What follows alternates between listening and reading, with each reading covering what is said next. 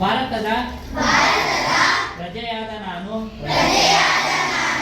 ಬಾಲ್ಯ ವಿವಾಹದಿಂದ ಹೆಣ್ಣು ಮಕ್ಕಳ ಶಿಕ್ಷಣ ಕುಂಠಿತವಾಗಿ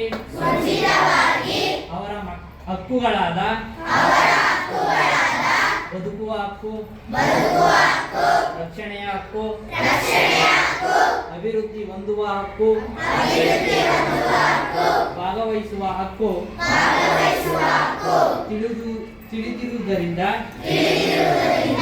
ಬಾಲ್ಯ ವಿವಾಹ ಮುಕ್ತ ಸಮಾಜವನ್ನು ನಿರ್ಮಿಸುವುದಕ್ಕೆ ನಾನು ಬದ್ಧನಾಗಿರುತ್ತೇನೆ ಅಥವಾ ಬದ್ಧನಾಗಿರುತ್ತೇನೆ. ನನ್ನ ವೈಯಕ್ತಿಕ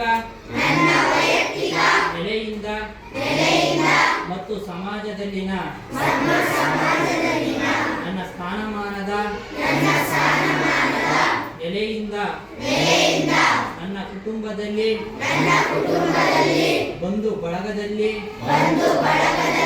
ಸಮುದಾಯದಲ್ಲಿ ಹಾಗೂ ಸಮಾಜದಲ್ಲಿ